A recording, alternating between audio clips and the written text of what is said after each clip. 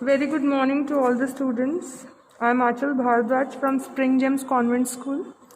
Today I am going to explain you the test sentence and its type, chapter first of English grammar. Basically, when we talk about sentence, in simple words, the sentence is a group of words that expresses a complete thought. So here are some examples I am showing you regarding complete and incomplete thoughts. If we talk about a complete sentence, for example, he opened the door. Come in, please. Do you like coffee? These are complete sentences. But if we talk about the sentences like people who worked hard, a fast moving animals, beautiful kites in the sky, these are incomplete sentences. Usually a sentence contains two elements, a subject and a predicate. Subject is a word which tells us who or what the sentence is all about, and predicate is the word which tells us something about the subject. For example, you speak English. Here, you is a subject and speak English is a predicate. Second, Ram and Tara speak English when they are working. Here, Ram and Tara is a subject and speak English when they are working is a predicate. Obey your parents. Here, obey your parents is a predicate.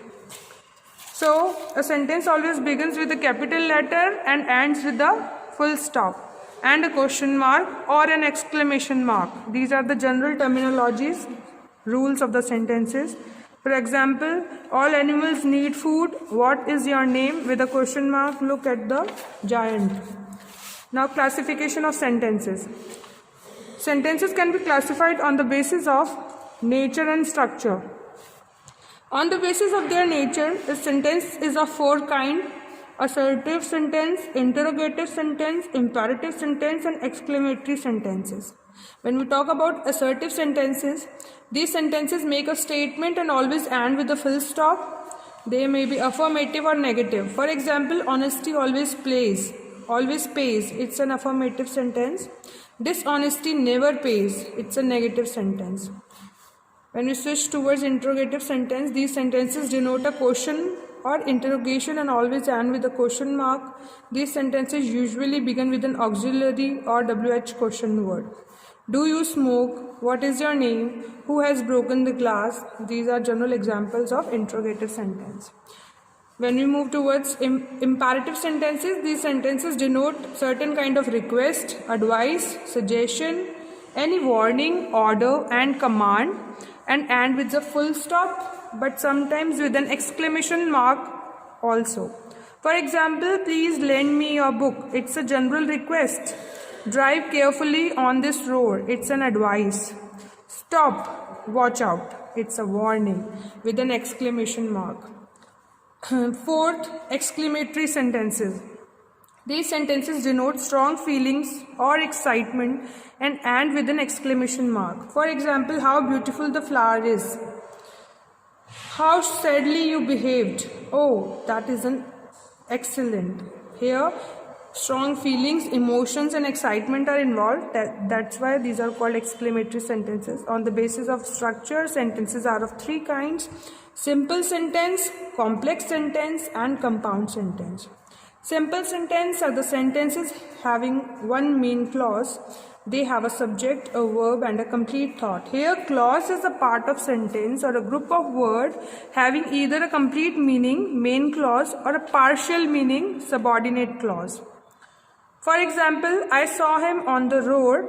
It's a simple statement, simple sentence. My brother and Anita are good friends. It is also a simple statement, therefore come under the category of simple sentence. Now we switch towards complex sentence. Complex sentences have one main clause and one or more subordinate clause connected to the main clause. For example, when I reached there, Jatin had left the place. Here, Jatin had left the place is the main clause, and when I reached there, it is connected to the main clause, therefore it is regarded as subordinate clause. Second, he did not wear his coat because it was not ironed. Here, main clause is that he is not wear his coat. And as it is not ironed, it's a subordinate clause. Now we switch towards compound sentences. These sentences have two or more main clauses connected to one another by a coordinating conjunction. For example, for, and, but also, nor, yet, so, etc. For example, I believed her, for she never tells a lie. Vibhu called his friend and he came at once. So here these coordinating conjunctions are used for joining two sentences. Therefore, these sentences comes under the category of compound sentence. Now, here are some examples for the transformation of sentences. A good piece of writing contains varied sentences. Three types of sentences: simple, complex, compound sentences. These are of balanced measure. So we should have a proper skills to transform a simple sentence into complex or compound sentence, and vice versa, in order to make our writing effective and interesting.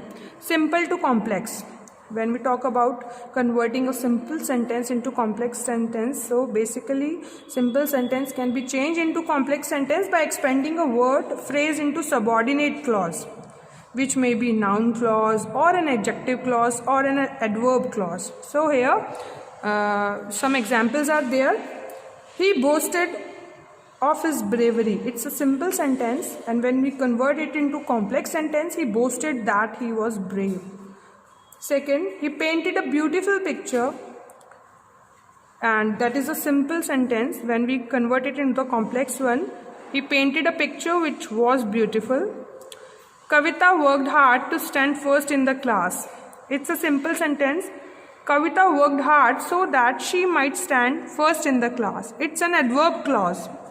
Now when we switch towards complex to simple sentence, a complex sentence can be transformed into simple sentence by contracting the subordinate clause into a word or phrase. For example, he said that he was innocent. It's a complex sentence, and when we convert into simple form, simple statement, he pleaded his innocence. Second, he died in his town where he was born. It's a complex sentence. When we convert it into the simple one, he died in his native town. Next, Meera will not sing unless she is compelled. It's a complex sentence. When we convert it into a simple one, Meera will sing only under compulsion. Now, simple to compound. It's a conversion. A simple sentence can be converted into compound sentence by expanding a word or a phrase into coordinating clause, that is independent clause also. For example, the principal rewarded the boy for his honesty. It's a simple sentence, and when we convert it into the compound sentence by adding coordinating clause connections, the boy was honest, so the principal rewarded him.